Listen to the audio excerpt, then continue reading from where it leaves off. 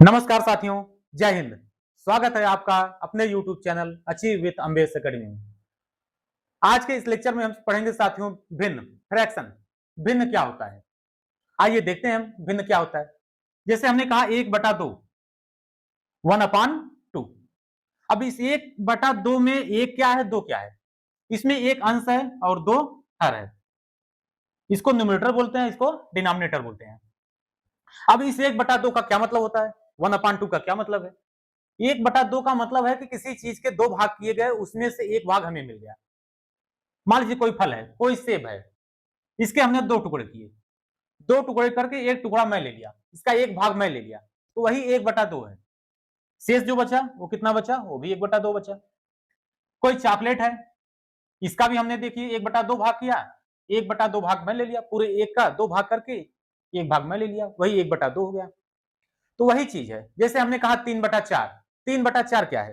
3/4 का मतलब किसी चीज के चार भाग किए गए, उसमें से हमें तीन भाग मिल गया, वही 3/4 है।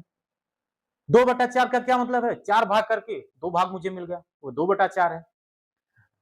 तो नीचे का जो हर होता है, उसका मतलब होता है उतने भाग किए गए, किसी चीज के उतने भाग किए गए, और ऊपर जो अंश होता है वो भाग हमें मिलता है। हमने कहा 3/4, तो यानी किसी सेब के या किसी चीज के चार भाग करके उसमें से तीन भाग हमें मिल रहा है और एक भाग कोई और ले रहा है, तो वही चीज 3/4 है। 1/10 का क्या मतलब है? 10 भाग करके उसमें से एक भाग मुझे मिला। चलिए आगे देखते हैं हम समतुल्य भिन्न, इक्विवेलेंट फ्रैक्शन। ऐसी भिन्न जो समान भागों को दर्शाती हैं समतुल्य भिन्न कहलाती हैं। जैसे हमने कहा 1/2 की समतुल्य भिन्न बताइए। उसमें 3 भी पूछ सकता है, 4 भी पूछ सकता है, 5 भी पूछ सकता है। तो इसमें हम क्या करते हैं? इसमें हम समान अंकों का ऊपर नीचे गुणा करते हैं। जिस नंबर का हम अंश में गुणा करेंगे उसी नंबर का हम हर में भी गुणा करेंगे। जैसे 1/2 की समतुल्य भिन्न का दिया, तो हमने यहाँ पे 1/2 में 2 का गुणा ऊपर किया, 2 का गुणा नीचे किया, कितना हो गया? 2/4। फिर हमने 3 का गुणा ऊपर किया, 3 एक का 3, 3 दूनी 6। फिर 4 का किया, फिर 5 का किया।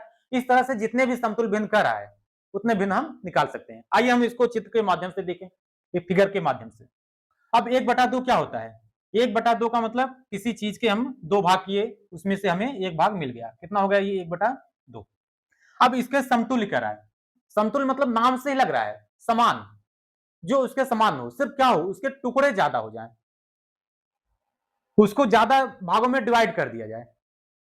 अब क्या है? सिर्फ 2/4, ये कितना था? इसके बराबर ही था, सिर्फ इसमें हमने कितने भाग कर दिए? चार भाग कर दिए। अब चार भाग करके इसमें से दो भाग में मिल गया, वही चीज है, सिर्फ कहने का तरीका बदल जा रहा है। 2/4 यानी कि 2/4 जो है 1/2 के बराबर है, ये अलग नहीं है। सिर्फ क्या है, इसमें यहाँ दो भाग किया गया था, यहाँ चार भाग किया गया। अब 3/6 क्या है? वही चीज है। 1/2 में हमने 3 का गुणा ऊपर किया है, 3 का नीचे किया है, यानी कि क्या हुआ? यहाँ पे हमने ज्यादा भागों में डिवाइड किया।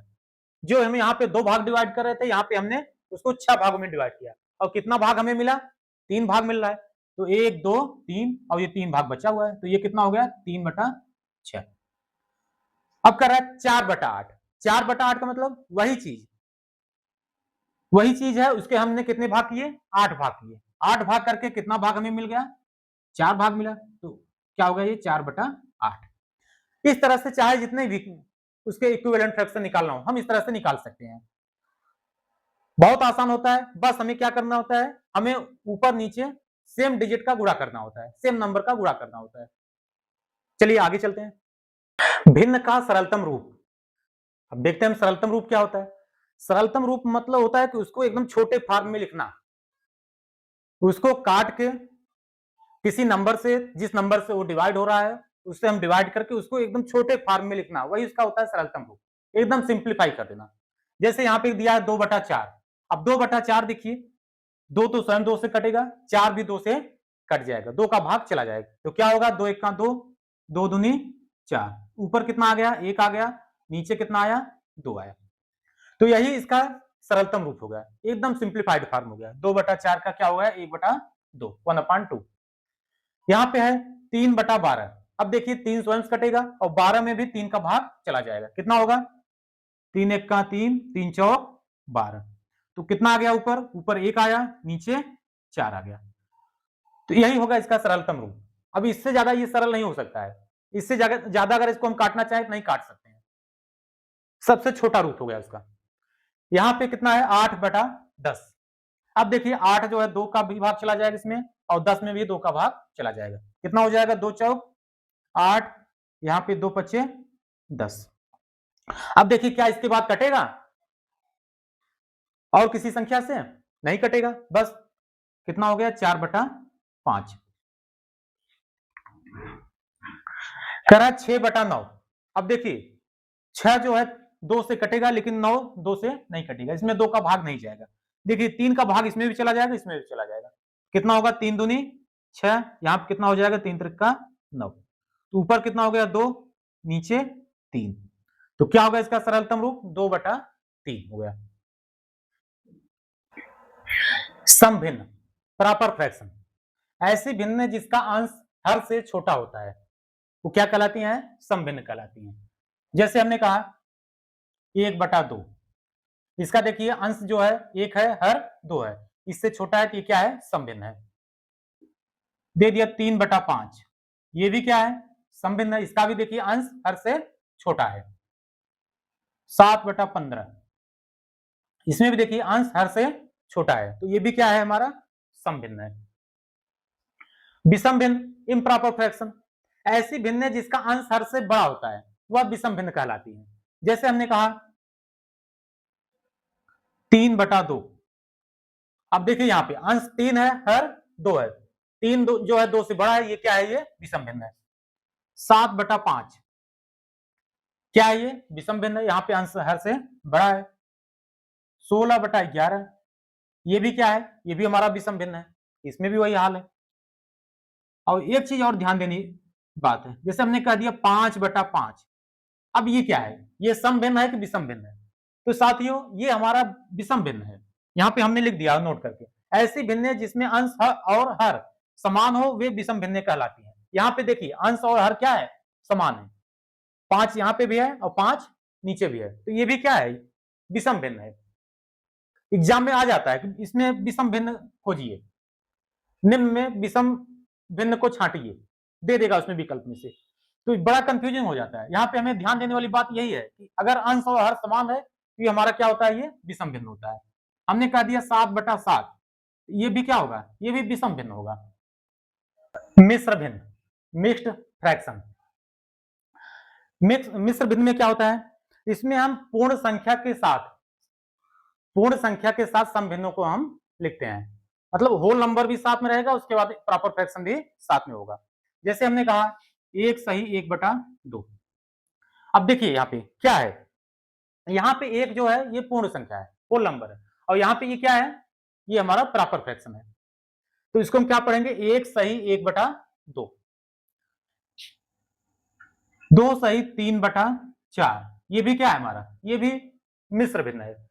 क्या पढ़ेंगे इसको? 2 सही 3/4, ये क्या है? हमारा पूर्ण संख्या है, और ये क्या है? समभिन्न है। इस तरह से होता है। हम देखते हैं मिश्र भिन्न को विषम भिन्न में कैसे बदला जाए। कोई मिश्र भिन्न दिया हुआ है, उसको हमें विषम भिन्न में बदलना है। क्या करेंगे? जैसे दिया हुआ 3 सही 1/2, हम क्या करेंगे? यहाँ पे जो बगल में पूर्ण संख्या दी हुई होती है उसमें हम हर का गुणा करते हैं। क्या हो जाएगा? 3 गुणे 2, और जो उसका अंश होता है उसको हम क्या करेंगे? जोड़ देंगे। कितना हो जाएगा? बटा 2। तो क्या हो जाएगा? 3 दूनी 6, 6 धन 1 बटा 2 बराबर कितना हो जाएगा? 6 1 7/2। यही होगा हमारा विषम भिन्न। अगला करा 3 सही 1/4, तो क्या हो जाएगा? यहाँ पे 3 गुणे 4 धन 1 बटा 4। अब 4 तिहाई 12, 12 धन 1 बटा 4, 12 1 13, 13/4। यही होगा हमारा विषम भिन्न।